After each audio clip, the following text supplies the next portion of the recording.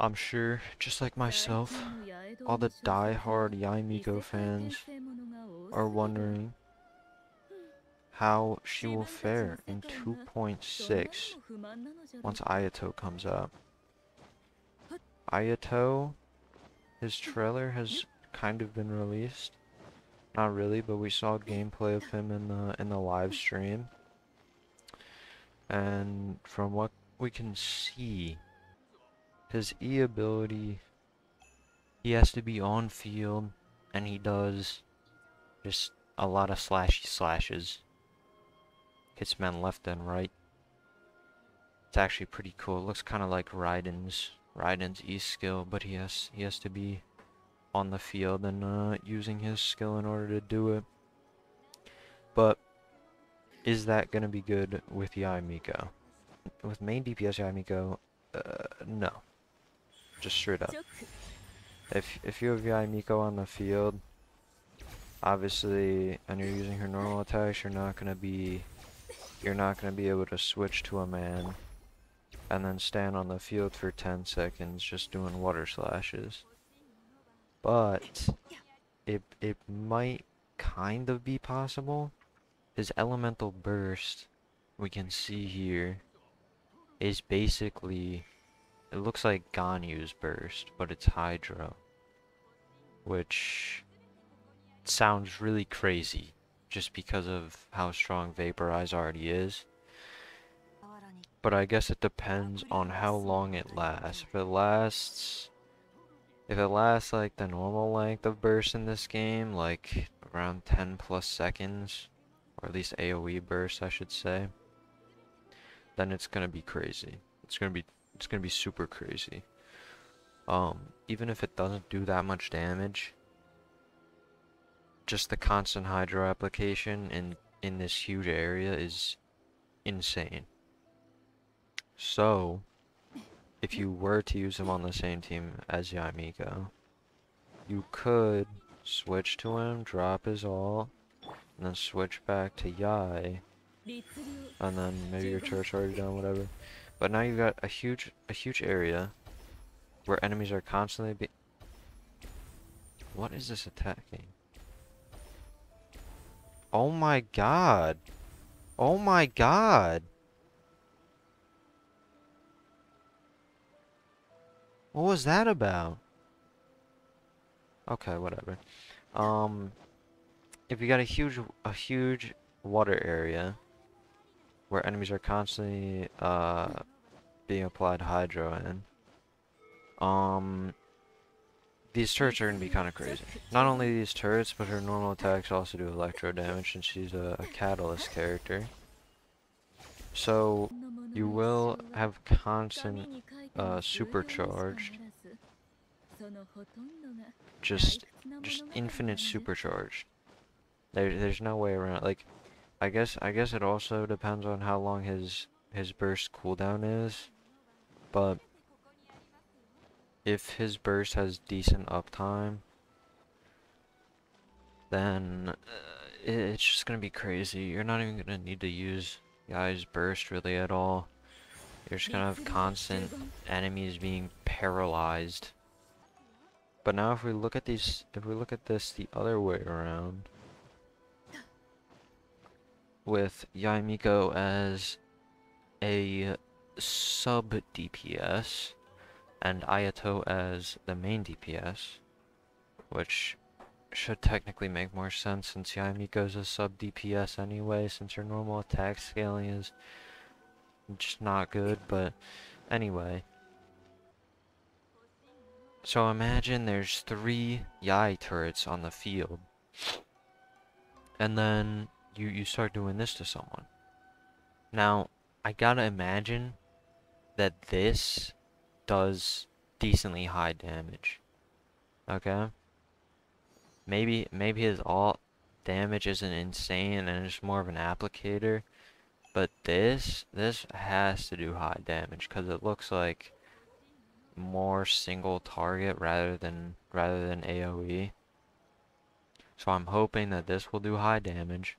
You'll get to have Yai's turrets on the field, which do the highest damage from her whole kit, and then you'll have my man Ayato hitting crazy supercharged hits because it attacks pretty fast. This is 1 time speed. These attacks are pretty fast, and if there's constant electro, I think we're gonna be able to get a good amount of damage off. Not to mention, you chuck Sucrose in this team, or Kazuha, and instantly you got way more electro charge damage. My Sucrose, which is slightly high investment build, you know, nothing too crazy, but she's looking at 908 elemental mastery, which means that when she hits an E skill on an enemy, she's giving about exactly 200 elemental mastery to all of her teammates. Okay? Now if you had Dionin with C6, you could technically get 200 more, but that's besides the point. That's for a different video. Diona I don't think would be too good on an Ayato Miko team because you're not going to be wanting to hit Superconduct. You're not going to be wanting to hit, well, Frozen wouldn't be too bad, but it's not it's not your main goal if you put Yai and Ayato on the same team, right? Because Superconduct would get in the way of that and it would just be too big of a problem. But anyway, I think the moves, if you got Yai and you also want Ayato, I think those two on a team might be kind of cracked. Of course, still we need to know how long his skill lasts, how long his burst lasts, and the cooldown on both of them. But as of right now, if they're pretty normal cooldowns, these two might be pretty insane together. Because right now, I mean, for supercharged teams or electrocharge, whatever the heck it's called, you've only got really, again, you're gonna want Yai as the sub DPS, and if you don't, you can run this team, Yai, Xingqiu, and then you can fill the last two with whatever. But Yai Miko does normal attacks, and like the problem with this team though is that half the time Yai Miko can't be doing normal attacks because she's 1, 2, 3, and then she's got a all, and then she got 1, 2, 3. That's like 6 seconds total where you're not normal attacking, where you're not making use of Xingqiu's ult, right? So you've only really got teams where Yai Miko is the sub DPS. And that's when you're looking at Mona main DPS. I guess you could Barbara.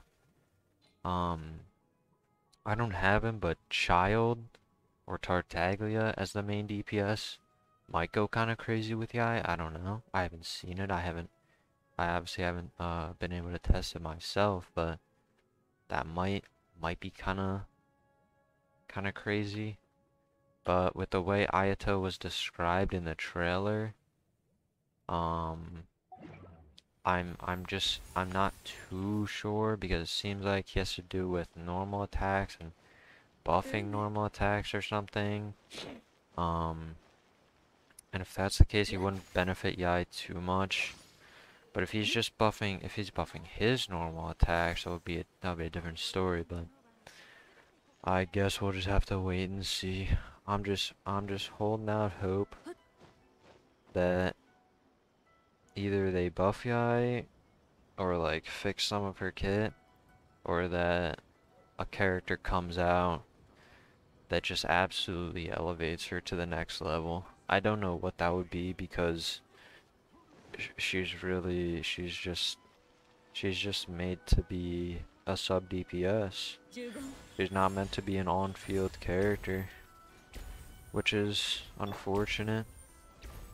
Would have been mega fun, but guess we'll just have to miss out on that for now.